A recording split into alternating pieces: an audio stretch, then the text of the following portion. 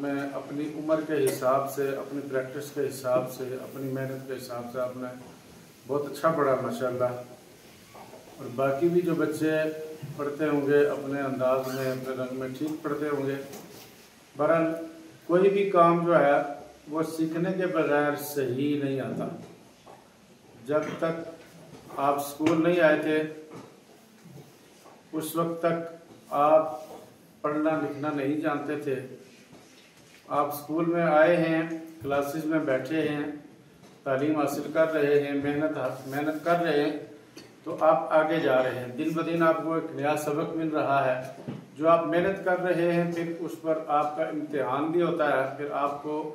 پتہ بھی چلتا ہے کہ ہم نے کیا کیا ہے، کتنی محنت کی ہے، کیا حاصل کیا ہے۔ تو اسی طرح زندگی کے اندر جتنے بھی شعبے ہیں ان سب کو انسان سیکھتا ہے۔ جب سیکھتا ہے تو پھر حاصل بھی کر لیتا ہے۔ اسی طرح تلاوت کلام پاک ہے، یہ بھی سیکھنے سے تعلق رکھتی ہے۔ قرآن پاک کا علم ہے وہ بھی سیکھنے سے تعلق رکھتا ہے۔ اسی طرح نبی پاک صلی اللہ علیہ وآلہ وسلم کی جو نعت مبارکہ ہے یہ بھی سیکھنے سے تعلق رکھتی ہے۔ اس کے سیکھنے کے اندر کیا کیا چیزیں ہیں؟ بنیادی طور پر جو چیز سب سے پہلی جو چیز ہے وہ یہ ہے کہ جو بھی بندہ نبی پاک صلی اللہ علیہ وآلہ وسلم کی نعت پڑھنا چاہے اس کے دل میں سب سے پہلے حضور کی محبت کا ہونا ضروری ہے۔ سب سے پہلے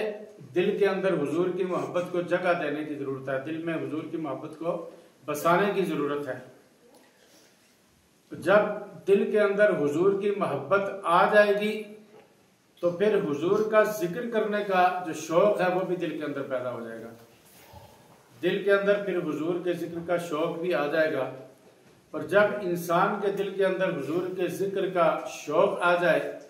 تو پھر انسان کو آہستہ آہستہ سلیقہ بھی آ جاتا ہے۔ پھر جو بھی شخص حضور کی نعت پڑھنا چاہے وہ جتنی عقیدت رکھے گا، جتنی محبت رکھے گا، جتنا ذوق رکھے گا، جتنے شوق کے ساتھ حضور کی نعت کو پڑھنے کی کوشش کرے گا اتنا ہی حضور کے کرم اور حضور کے فیضان سے مستفید ہوگا۔ پیارے بچوں، دنیا کے اندر بڑے بڑے نعت خوان گزرے ہیں جن میں اگر برصغیر کی دنیا میں دیکھا جائے،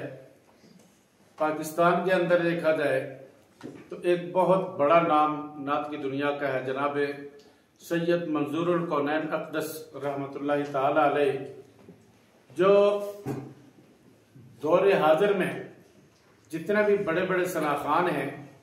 ان کے لیے استاد کا درجہ رکھتے ہیں۔ ان کے پڑھے ہوئے جو کلام ہیں وہ سند کی حیثیت رکھتے ہیں نعت کی دنیا میں۔ ان کے علاوہ ان سے بھی پہلے حضرت اعظم چشتی رحمۃ اللہ تعالی علیہ گزرے جنہوں نے خود کلام لکھے بھی اور پڑھے بھی۔ تو اس طرح بہت سارے بے شمار ایسے نعت خوان ہیں، بے شمار ایسے ثنا خوانان مصطفیٰ کریم صلی اللہ علیہ وآلہ وسلم گزرے ہیں کہ جنہوں نے نعت کی دنیا میں اپنی اپنی خدمات پیش کی ہیں۔ تو میں یہ سمجھتا ہوں کہ جس طرح محترم جناب صدر معلم عبدالصبور صاحب نے ارشاد فرمایا تھا میرے متعلق، تو میں اپنے آپ کو اس لائق نہیں سمجھتا۔ یہ رب ذوالجلال کا فضل و کرم ہے، حضور رحمت دو عالم صلی اللہ علیہ وسلم کی نگاہ کرم ہے، بزرگوں کی دعائیں ہیں، اور حضور کی نعت اور حضور کی محبت کا یہ فیضان ہے کہ آج جگہ جگہ قریہ قریہ بستی بستی حاضری ہوتی ہے، اور وہاں پر جا کر ہم کیا کرتے ہیں؟ حضور کی نعت پڑھتے ہیں۔ تو نعت شریف کے لیے جو پہلا سبق ہے وہ یہ ہے کہ آپ جب کلام کا انتخاب کرتے ہیں، آپ جب نعت کا انتخاب کرتے ہیں تو اس کلام کا انتخاب کریں کہ جو حضور رحمت دو عالم صلی اللہ علیہ وآلہ وسلم کے حسن سے متعلق ہو، جس میں حضور کی ذات گرامی کا تذکرہ ہو، جس میں حضور نبی کریم صلی اللہ علیہ وآلہ وسلم کے حسن اخلاق کا تذکرہ ہو، جس میں حضور نبی کریم صلی اللہ علیہ وآلہ وسلم کے چال ڈھال کا تذکرہ ہو، جس میں حضور کے کرم کا تذکرہ ہو، جس میں حضور کی عطاؤں کا ذکر ہو، ٹھیک ہے، جس میں حضور کے فیضان کا ذکر ہو، جس میں حضور کے معجزات کا ذکر ہو، یعنی حضور نبی کریم صلی اللہ علیہ وآلہ وسلم کو اللہ رب العزت نے جو عظمتیں عطا فرمائی، جو رفتیں عطا فرمائی، اللہ رب العزت نے جو اکرامات عطا فرمائے، جو مقامات عطا فرمائے، ان کا تذکرہ کرنا چاہے وہ نظم کی صورت میں ہو یا نثر کی صورت میں ہو، یہ نعت کہلاتا ہے۔ اور قرآن مجید فرقان حمید کے اندر بھی اللہ رب العزت نے جا بجا نبی پاک صاحب الولاق صلی اللہ علیہ وآلہ وسلم کی نعت بیان فرمائی ہے۔ اللہ رب العزت نے کہیں پر وما ارسلناک الا رحمۃ للعالمین فرمایا تو حضور کی نعت، کہیں پر حضور رحمت دو عالم صلی اللہ علیہ وآلہ وسلم کے قدمین اقدس کا تذکرہ کیا کہ جہاں پر حضور کے قدم لگے تو اللہ رب العزت نے اس جگہ کی قسم کھائی، اللہ رب العزت نے اس جگہ کی قسم اٹھائی ہے۔ تو حضرات عزیز وقار اور عزیز بچوں، اللہ رب العزت نے قرآن مجید میں حضور رحمت دو عالم صلی اللہ علیہ وآلہ وسلم کے چہرہ وضحا کا ذکر کیا، زلف واللیل کا ذکر کیا،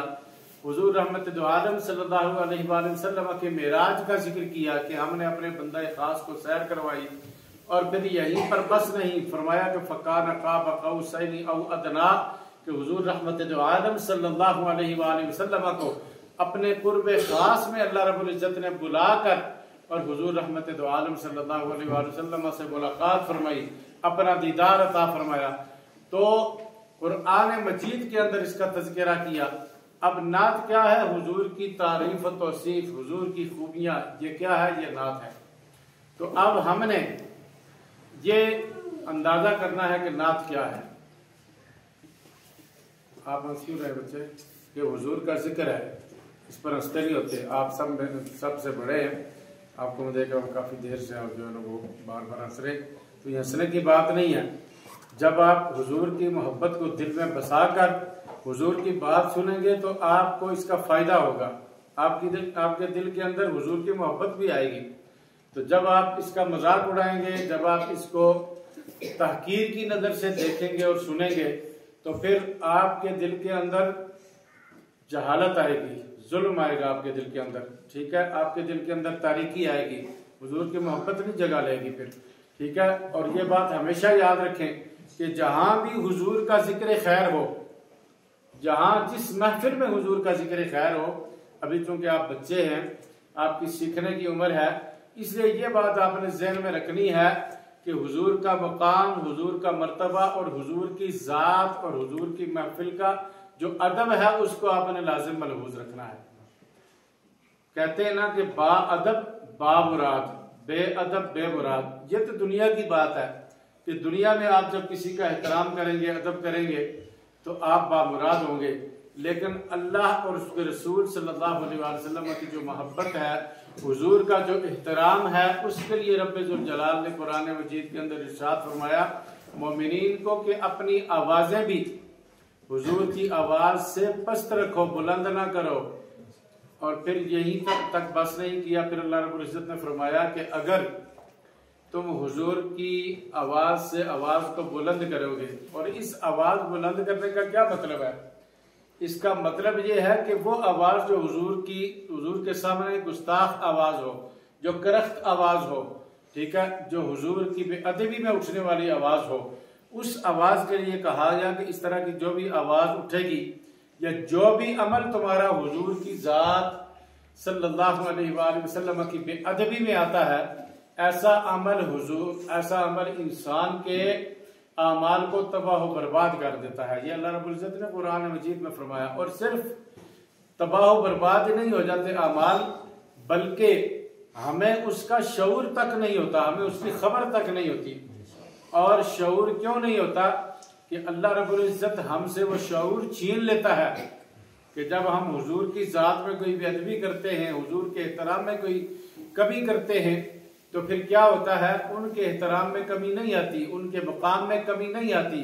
کمی اگر آتی ہے تو ہماری اپنی ذات کے اندر آتی ہے، کمی آتی ہے تو ہمارے اپنے ایمان کے اندر آتی ہے، کمی آتی ہے تو ہمارے اپنے اعمال کے اندر آتی ہے کہ وہ بے ادبی اور گستاخی ہمارے تمام اعمال کو ضائع کر دیتی ہے۔ تو بچوں، ادب پہلا قرینہ ہے محبت کے قرینوں میں، کہ آپ جب بھی نعت پڑھیں گے، جب جہاں کھڑے ہو کر پڑھیں گے، بیٹھ کر پڑھیں گے، جس مقام پر حضور کا ذکر کریں گے، حضور کی ذات اقدس پر درود و سلام پڑھیں گے،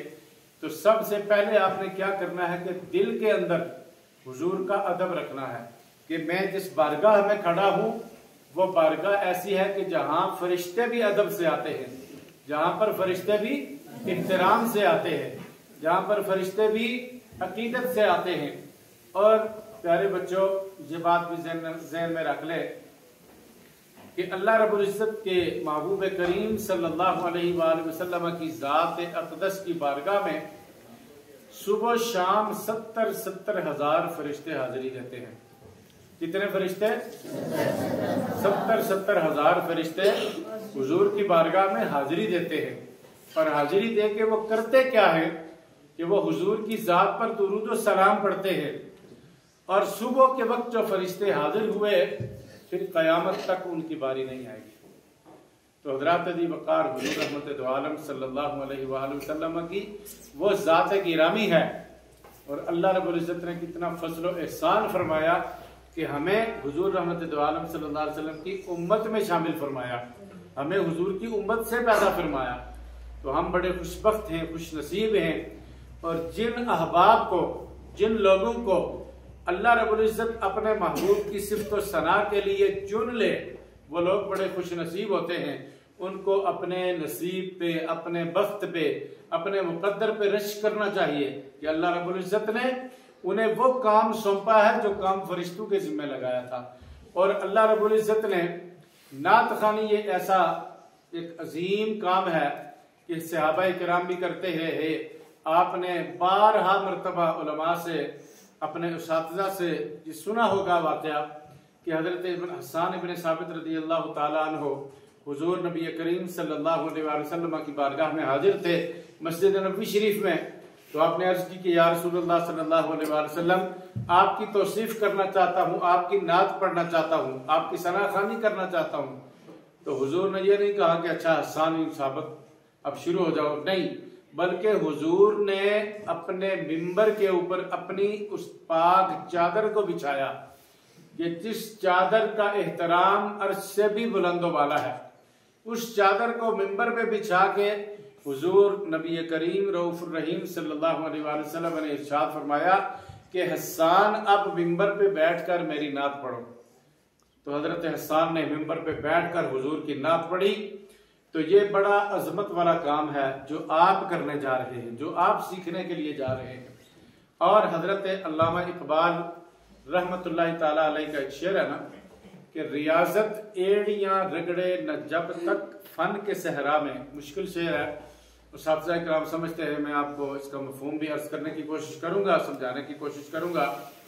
ریاضت ایڑیاں رگڑے نہ جب تک فن کے صحرا میں،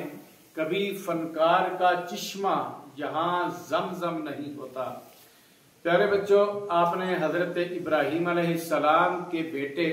حضرت اسماعیل علیہ السلام کو کہ جنہیں اللہ رب العزت نے نبوت سے سرفراز فرمایا تھا، ان کا وہ واقعہ سنا ہوگا کہ آپ کی والدہ مکہ مکرمہ کے اندر ان کو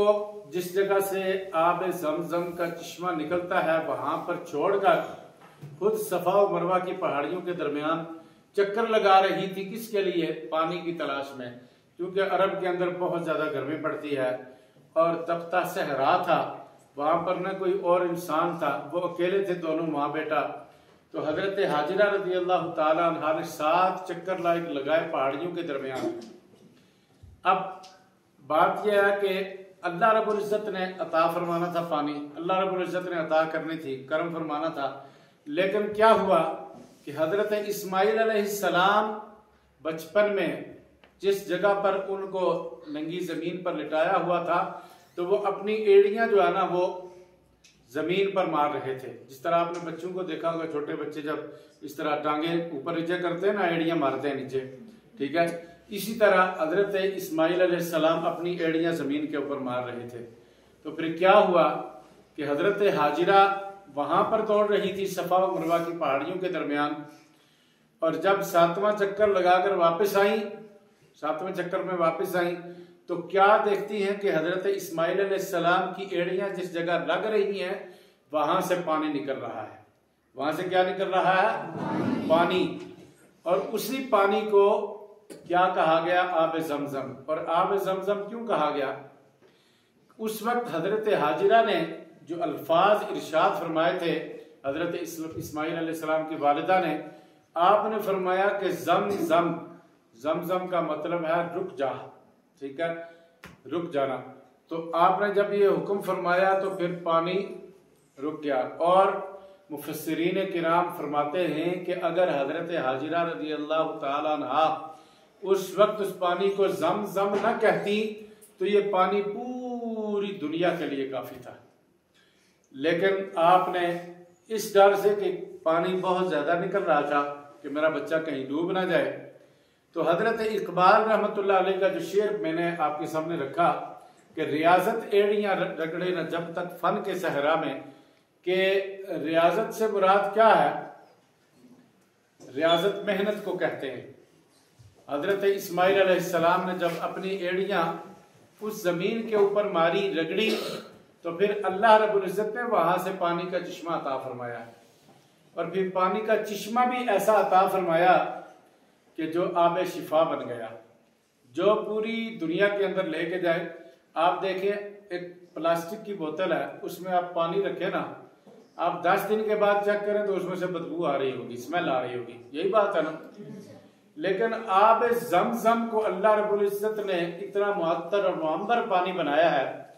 کہ آپ اس کو 10 سال بھی کسی بوتل کے اندر بند رکھیں، اس کے بعد آپ ڈھکن کھول کے اس کو چکھیں تو بالکل تازہ کا تازہ ہوگا۔ یہ کیا ہے؟ یہ حضرت اسماعیل علیہ السلام کے ان قدمین کی برکت ہے۔ تو ان کو برکت کیوں کر نصیب ہوئی؟ کہ اللہ رب العزت کی عطا سے، ٹھیک ہے۔ تو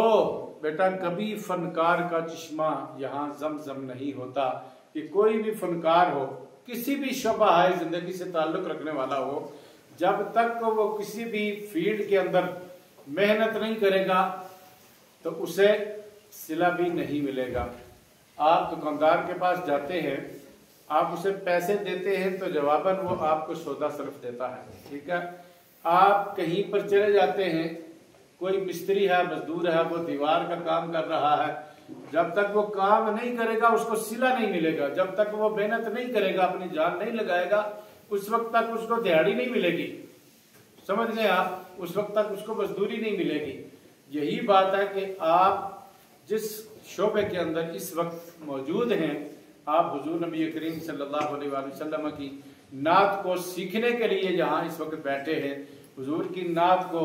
اپنے دل میں بسانے کے لیے یہاں پر بیٹھے ہیں، تو آپ اس کے اندر آپ کو بھی محنت کرنا ہوگی۔ مجھے یقین ہے کہ آپ اگر تھوڑی محنت کریں گے تو اللہ رب العزت آپ کو اس پر زیادہ صلہ عطا فرمائے گا، کیونکہ یہ کام ایسا ہے کہ اگر آپ صحیح نہ بھی سیکھ سکیں لیکن اس کی برکات آپ کو ضرور حاصل ہوں گی، اس سے آپ کا دل ضرور روشن ہوگا، اس سے آپ کا قلب ضرور منور ہوگا، اس سے آپ کی جو روحانیت ہے اس میں اضافہ ہوگا، اس سے آپ کے اعمال اچھے ہو جائیں گے، اس سے آپ کا کریکٹر کردار اچھا ہو جائے گا، اس سے آپ کی زندگی سنور جائے گی۔ اور یہ وہ کام ہے کہ جو آپ کے تمام کاموں پر حاوی ہے، جو تمام کاموں پر فضیلت رکھتا ہے۔ تو بچوں یہ کچھ ضروری باتیں تھیں۔ سب سے پہلے میں نے گزارش کی کہ انتخاب کلام، کہ کلام کا انتخاب، اس پر صرف انتخاب کلام پر یہ گفتگو ہوئی ہے جو آپ کے سامنے ہوئی ہے۔ تو اس کے بعد آواز، آواز میرے رب کی دین ہے۔ آپ نے اساتذہ کرام سے سنا ہوگا کہ حضرت داؤد علیہ السلام جو اللہ کے نبی تھے،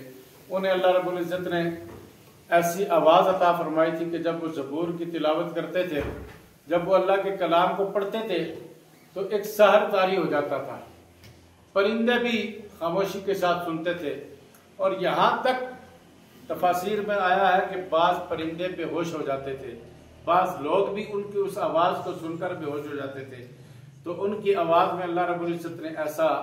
سحر رکھا تھا، اتنی چاشنی رکھی تھی، اتنی تاثیر رکھی تھی، تو اسی طرح ان کے بعد بھی آنے والے کئی انسانوں کو ہزاروں لاکھوں نہیں بلکہ ہمارے احاطہ شمار میں نہیں آ سکتا کہ اللہ رب العزت نے کن کن لوگوں کو کیسی کیسی آوازوں سے نوازا۔ اور آواز کا خوبصورت ہونا یہ بھی اللہ رب العزت کی عطا ہے، آواز کا اچھا ہونا، آواز کا میٹھی آواز کا ہونا یہ بھی اللہ رب العزت کی عطا ہے، سریلی آواز ہونا یہ بھی اللہ رب العزت کی عطا ہے، اللہ رب العزت کا کرم ہے۔ لیکن اس کے ساتھ ساتھ ایک اور بات ہے، وہ یہ اس سے بھی جو فضیلت والی بات ہے وہ یہ ہے کہ آپ اپنی آواز کا استعمال کیسے کرتے ہیں۔ اگر کوئی شخص جسے اللہ رب العزت نے خوبصورت آواز دی ہے وہ اپنی آواز کو کسی مائع پہ کسی گانے پہ استعمال کرتا ہے تو اس کی وہ آواز بیکار ہے، رائے گاں ہے، کہ اللہ نے تو اسے ایک نعمت عطا فرمائی ہے لیکن اللہ کی اس نعمت کا وہ حق ادا نہیں کر رہا، بلکہ اللہ رب العزت کی اس نعمت پر وہ کفران کر رہا ہے، ناشکری کر رہا ہے، اس اللہ کی اس نعمت کو وہ ضائع کر رہا ہے کہ اللہ رب العزت نے کسی انسان کو اچھی آواز عطا فرمائی۔ چاہیے تو یہ تھا کہ وہ اسے رب کے قرآن سے اپنی آواز کو مزین کرتا، چاہیے تو یہ کہ وہ حضور کی نعت سے اپنی اس آواز کو مزین کرے، چاہیے تو یہ کہ وہ اللہ اور اس کے رسول کے ذکر سے حضور کی ذات پہ درود و سلام پڑھتے ہوئے اپنی اس آواز کو صرف کرے، پھر تو وہ آپ کی آواز کارآمد ہے، پھر وہ آپ کی آواز بہت قیمتی ہے۔ لیکن اگر اسی آواز کو آپ دنیا کے کاموں میں صرف کریں، فحش کلامی میں صرف کریں، گانوں میں مائیوں میں صرف کریں، تو آپ کی اس آواز کی 1 روپیہ قدر و قیمت نہیں ہے اللہ کی بارگاہ میں۔ دنیا کے سامنے اس کی قدر و قیمت ہو سکتی ہے لیکن اللہ کے ہاں اس کی کوئی قدر و قیمت نہیں ہے، بلکہ اللہ کے ہاں یہ ناجائز و حرام ہے کہ جس آواز کو آپ دنیا کے لیے استعمال کریں۔ ٹھیک ہے، آپ نے کیا کرنا ہے، جن کی بھی آوازیں خوبصورت ہیں، اچھی ہیں، یوں تو جس کی آواز نہ بھی اچھی ہو،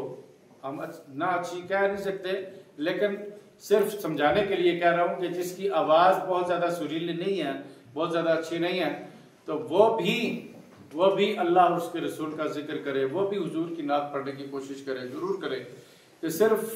ہم نے دنیا کو سنانے کے لیے یا دنیا کو خوش کرنے کے لیے نعت نہیں پڑھنی، بلکہ ہم نے حضور نبی کریم صلی اللہ علیہ وآلہ وسلم کی تعریف و توصیف کرنی ہے، ہم نے اللہ کی رضا کے لیے، اللہ کے محبوب کو خوش کرنے کے لیے ان کی تعریف کرنی ہے۔ اس لیے یہ کام ہر شخص کو کرنا چاہیے، ہر مومن کو کرنا چاہیے۔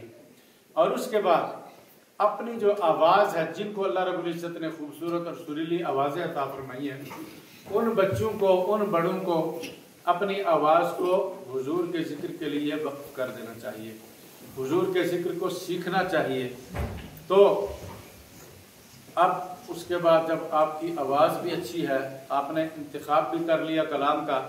تو اب کلام کے جتنے بھی جو الفاظ ہیں جن کو تلفظ کہا جاتا ہے نا،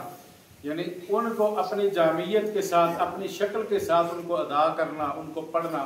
یہ بھی بڑا امپورٹنٹ کام ہے، یہ آپ کو سیکھنا پڑے گا۔ ٹھیک ہے، الفاظ جو ہے ان کا بڑا مقام ہے، ان کی بڑی حیثیت ہے۔ کسی بھی مقابلے میں جب آپ شریک ہوتے ہیں نا، مقابلہ حسن نعت میں، تو وہاں پر انتخاب کلام کے بعد اگر کسی چیز کا مقام آتا ہے تو وہ کس چیز کا ہے، وہ تلفظ کا ہے، وہ آپ کے الفاظ کا ہے۔ جب آپ لفظی غلطی کریں گے تو پھر آپ کے نمبر کٹ جائیں گے۔ ٹھیک ہے، اس لیے آپ نے یہ کوشش کرنی ہے کہ اپنے الفاظ جو ہے نا ان کو درست کرنا ہے، اپنے اساتذہ سے سیکھنا ہے۔ اور اس کے بعد الفاظ جب آپ کے درست ہو جائے تو پھر اس کے بعد آپ نے سر سیکھنی ہے۔ سر کیا چیز ہوتی ہے کہ جس لے میں، جس طرز میں آپ پڑھ رہے ہیں اس طرز میں کما حق ہو آپ سیکھ جائیں۔ اس کا جو نیچے والا سٹیپ ہوتا ہے اس کو بھی، اور جو اوپر اٹھان اس کی ہوتی ہے اس کو بھی، ان کا کمپیریزن ہے آپس میں جو، اس کو آپ صحیح طرح سے سیکھ سکیں۔ ٹھیک ہے، اسی طرح پھر اگر آپ کسی مقابلے کے اندر شریک ہیں تو اس میں جو آپ کو وقت دیا جاتا ہے، جو ٹائم دیا جاتا ہے، اگر آپ کو کہا جائے کہ آپ نے 3 شعر پڑھنے ہیں تو آپ چوتھا شعر پڑھیں گے، آپ کے نمبر کٹ جائیں گے۔ اگر آپ کو کہا جائے کہ آپ کے پاس 5 منٹ ٹائم ہے، 6واں منٹ آپ لگائیں گے تو آپ کے نمبر کٹ جائیں گے، ٹھیک ہے؟ تو وقت کا بھی بڑا خیال رکھنا ہوتا ہے مقابلے کے اندر۔ لیکن پھر یہ ہوتا ہے کہ عام محافل کے اندر، عام جو محافل ہوتی ہے نا، ہماری محفل میلاد ہے اور کوئی محفل ہے، ختم شریف کی محفل ہے، ان میں جب ہم کلام پڑھتے ہیں تو اس میں ہم کوئی التجائیہ کلام پہ پڑھ لیتے ہیں۔ سپوز ہم پڑھ لیں گے صبح سنو جے میرے ٹکڑے تھے سناواں یا رسول اللہ، اے سبز گنبد والے منظور صدا کرنا۔ اچھا، اس کے حوالے سے میں یہاں پر چھوٹی سی گزارش کر دوں، اکثر ہمارے جو نعت خواں ہیں، کثیر بلکہ، وہ یہ پڑھتے ہیں کہ اے سبز گنبد والے منظور دعا کرنا۔ دعا کا لفظ یہاں پہ نہیں ہے، یہ بعض جاہل لوگوں نے اس کو بگاڑ کر دعا کر دیا ہے۔ جب آپ نے پڑھنا کیا ہے، اے سبز گنبد والے منظور صدا کرنا۔ کیا پڑھنا ہے؟ منظور صدا جو ہم لگاتے ہیں نا، آواز لگاتے ہیں، بس وہ آپ لگا سکتے ہیں حضور کی بارگاہ میں۔ لیکن جو دعا کا لفظ ہے یہ اللہ رب العزت کے لیے خاص ہے۔ دعا ہم کس سے کرتے ہیں؟ اللہ رب العزت سے کرتے ہیں، مخلوق سے دعا نہیں کر سکتے۔ اس لیے یہ اگر کسی نے لکھا بھی ہے، باقی کلام بہت اچھا ہے یہ، ٹھیک ہے، صرف جو ہے نا یہ دعا کا لفظ جو ہے نا یہ ضمناً بات آ گئی تو یہ ضروری تھا بتانا، کیونکہ بعض بچے کلام پڑھتے رہتے ہیں، کئی بڑے بھی پڑھتے ہیں تو وہ بھی اسی طرح پڑھتے ہیں۔ تو میں گزارش کر رہا تھا کہ عام محافل کے اندر جب ہم کلام پڑھتے ہیں تو ہم کیا پڑھتے ہیں، ٹھیک ہے، آخی سونے نو وائے نہیں جے تیرا گزر ہوئے، میں مر کے بھی نہیں مردا جے تیری نظر ہوئے۔ لیکن جہاں پر مقابلہ ہو وہاں پر آپ نے ایسا کلام نہیں پڑھنا، وہاں پر آپ نے نعتیہ کلام پڑھنا ہے۔ اور نعت کی تعریف جو میں نے آپ سے پہلے بیان کر دی ہے کہ نعت کی تعریف کیا ہے۔ نعت کیا ہے کہ جس میں حضور نبی کریم صلی اللہ علیہ وسلم کے حسن کا تذکرہ ہو، جس میں حضور کی سیرت مبارکہ کا تذکرہ ہو، جس میں حضور کے اخلاق کریمانہ کا تذکرہ ہو، جس میں حضور کی زندگی کا تذکرہ ہو، حضور کے جتنے بھی فضائل ہیں ان کا تذکرہ، یہ نعت کہلاتا ہے۔ تو آپ نے ایسے کلام کا انتخاب کرنا ہے، ٹھیک ہے۔ اب نعتیہ کلام چند ایک میں آپ کے سامنے رکھتا ہوں، جو میں نے کلام پڑھے تھے، دونوں نعتیہ کلام ہیں، ٹھیک ہے۔ اور اس کے علاوہ ایسا کوئی محبوب نہ ہوگا نہ کہیں ہے، بیٹھا ہے چٹائی پہ مگر عرش نشیں ہے۔ یہ کیا ہے؟ یہ نعتیہ کلام ہے، یہ نعت ہے کہ حضرت اعظم چشتی رحمۃ اللہ علیہ کا کلام ہے۔ آپ فرماتے ہیں کہ دنیا کے اندر ایسا کوئی بھی محبوب نہیں ہے کہ جو بیٹھا تو چٹائی پہ ہے لیکن عظمت اور مقام یہ ہے کہ اس کی چٹائی جو ہے وہ عرش اعظم سے بھی بڑھ کر ہے۔ بیٹھا ہے چٹائی پہ مگر عرش نشیں ہے، اور ملتا نہیں کیا کیا دو جہاں کو تیرے در سے، کہ یا رسول اللہ صلی اللہ علیہ وآلہ وسلم، آپ کا جو در اقدس ہے وہاں پر جہان کو کیا کیا نہیں ملتا، کائنات کی ہر شے ملتی ہے، اگر کچھ نہیں ملتا تو وہ کیا ہے۔ میں کوشش کر رہا ہوں کہ آپ کو الفاظ جو آسان الفاظ ہیں ان میں سمجھانے کی کوشش کر رہا ہوں۔ اللہ رب العزت کرے کہ آپ میری بات کو سمجھ جائیں، آپ کے ذہنوں میں میری بات پڑ جائے، کیونکہ آپ بچے ہیں تو میں آسان پہرائے میں آپ کو سمجھانے کی کوشش کر رہا ہوں کہ ملتا نہیں کیا کیا دو جہاں کو تیرے در سے،